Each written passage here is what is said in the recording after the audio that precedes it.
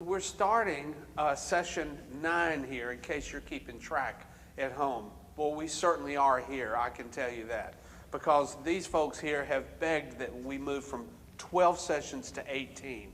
But I'm holding the line at 12. I'm not going past that. I don't care how much money they throw at, well, how much other things they so here we are starting with session 9, and I want to start a set of disciplines, because we've talked about the missional church, that context for missional discipleship, talked about how God prepares you and thinks through your life ahead of you, and then lets you discover your way into the mission for your life and the values of your life, your scorecard, your strengths, those learnings, all of that stuff.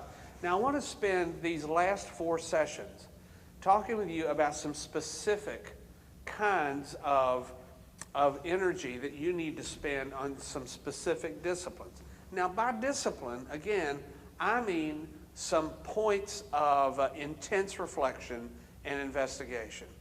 And I want to start with what I consider to be the single most important body of information you have in your own discipleship journey, and particularly if you are a leader, the most important piece of body of information you have, and it is your self-awareness.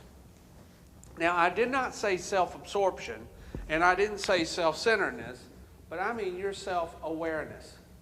And because if you are unaware, if you don't know who you are, then you don't know why you're doing what you're doing, particularly as a leader. And those poor souls that are trying to follow you in leadership just need chiropractic treatment as they're getting jerked left and right. But as your buttons are being pushed, your chains being pulled, and you don't know why that you're making the decisions that you are.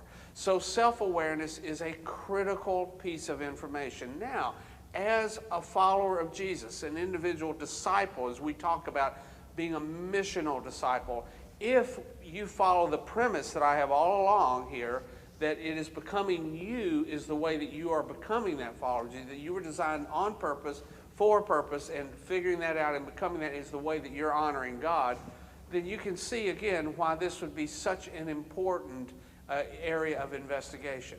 I don't expect, by the way, in our culture that, say, 20-somethings, depending on the age that you're at, there's going to be a fairly wide divergence of how much self-awareness you bring to this story, to your story right now. I mean, in our culture that prolongs adolescence, I find typically that folks that in their late 20s are kind of beginning to hit at some areas of self-cognition and self-awareness, self-differentiation that we used to experience in our culture much sooner. And so I don't expect people in their 20s, although there are exceptions, and if you're in your 20s, you would be an exception, of course. But I find that self-awareness is just kind of in the nascent area, just the beginning part of this. However, I find my challenge is, or my sorrow is, that I run into leaders that are in their 50s and 60s and are still unaware of who they are, still waiting to grow up, still waiting to figure this out. And so the implication of that for their life and their leadership is pretty profound. What I want to do is give you some areas of investigation, because again, this is a discovery process. Gosh, if this were easy, wouldn't you think sometimes, that is a discussion I have with God sometimes, why do you make it so hard? What seems to be so hard that's so important, like knowing you and finding out about yourself, and that's a discussion he and I will continue to have, and I'm sure I have kept him up nights worrying about that, trying to make sure that I'm okay with how he's running the universe. But in terms of your own self-awareness, there are some areas of discovery, and you're going to have to do the hard work. This is some digging around and some archaeological work in some cases, but of course your family of origin. I've already mentioned in one of our previous sessions, 12 years ago now, that we learn the most important lessons in our life before we can even speak about them. I mean, we learned whether we were loved or not before we could mouth that word, or before our minds could wrap around that concept. We knew whether or not we were loved, whether we were safe, whether we were treasured, all of those things that come with, that we pick up from our families of origin. Now, there's some specific things, though, that I want you to think about. And there's a whole range of things we learn from our family of origin. But for example, for our case together, for our work, there are two areas that I find that are pretty powerful and important to investigate. One is that your family of origin was the first place that layered in your emotional Velcro. In other words, you know, that's a really obscure way of saying you learned in your family of origin how to connect with people. That was the first learning place. And if you, as one of my friends, if it was your experience like one of my friends who was born into a pretty cold environment, his parents, he never saw them fight or touch much, or kiss, or it was just kind of a cold kind of environment. Well, he didn't learn how to connect with other people easily. He has since gone to school on that because he realized when his marriage ran into problems that he needed to learn how to convince his wife that he still loved her, even though it was firmly in his mind. It just hadn't worked its way out here. So, but to his credit, in his 30s, he said, I need to figure out why I don't know how to do this. And so that led him to an investigation and led him to realize, you mean everyone didn't grow up in a family like that? Because our tendency is to believe that everyone grew up in the kind of world. I mean, what was normal to us was just normal. We thought that world was everywhere. The other area, now by the way, some of us were fortunate enough to grow up in families of origin that had lots of emotional Velcro. There were people around all the time. There was lots of fun and lots of, and all that kind of stuff. So it comes easier to you. But all I'm saying is I would take a look at my life, if I were you, and I would say, how hard is it for me to make friends? Is it everyone else's fault? I mean, I run into this a lot in my coaching. Why a long line of people that have disappointed people, have not measured up or something. Maybe I'm the one constant denominator, a common experience in all of these broken experiences. I wonder if somehow I'm contributing to this. Just a thought, just an area of investigation. Or, I don't know why people seem to be so standoffish and they don't. Just figure out what would you feel like would be, a reasonable responsibility of yours in your relationship quotient of the people in your life, and just see if there's some correlation with what you learned pretty early on. There's a second area of family of origin that I would call a special attention to, and that's the fact that in your family of origin is the first place you learned how to fight. And that is your conflict style has a whole lot to do with how you manage many tense moments in your life and how you manage a lot of the relationship that you have. Some of us, for instance, grew up in families of screamers. I mean, people got mad, they got loud, then they got over it. And maybe the first time you tried that with your local church council or something, if you were the pastor, and wondered why people didn't get over it so easy and didn't want to come back to the table. Or others of us grew up in families, maybe we weren't loud and boisterous and clash and be done. In fact, it was a low boil all the time, just a seething. Maybe when you crossed me, you don't know when, you don't know how, you're dead meat. I'm taking you out. It's very punitive, very get even. And so maybe that's how we learned to deal with the people who aren't like us or who dared to challenge our opinion or whatever else. I work with lots of leaders sometimes that I just call them the Pharaoh Style here. They just banish people from their court that don't agree with everything that they say. And that rules out a lot of cognitive dissonance that would really help the leader in order to make better decisions often. But we do this in our lives, not just in our leadership lives. Some of us are so allergic to conflict that we always assume that conflict means something is wrong, for instance, as opposed to understanding that distress is often caused by, in fact, if you want to be a missional follower of Jesus, it's going to add some stress to your life. It doesn't just remove everything. This notion, see, we've got to get over our metaphors where the disciple life is the easy life. Everything comes together. Everything makes sense. Jesus has fixed everything in your life. Who said that? We invented this fairy tale like the Easter Bunny, and Santa Claus, and I don't want to go any further. Or it's like that line I grew up with. How many times did I hear growing up that being in the center of God's will is the safest place on earth? Are you kidding? Who said that?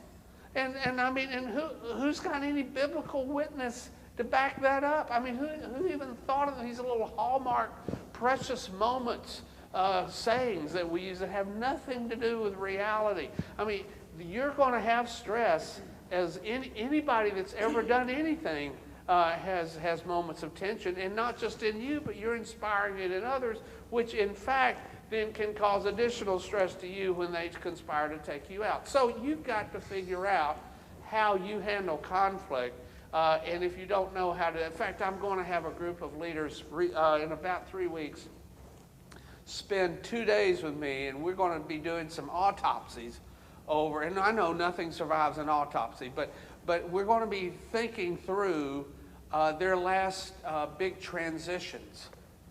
And because transitions in life and ministry always introduce conflict and tension, and helping them to figure out how did they manage that situation and what are the leadership lessons they could learn as they move forward. And all I'm saying is you've got to know how it is in your marriage, for instance, with your kids, with your boss, with your neighbors. The whole thing of conflict just shows up because how you manage that is an enormously big part of your own developmental process. And I will tell you that people watch you more carefully when you are handling explosive or conflict situations than in any other part of your life.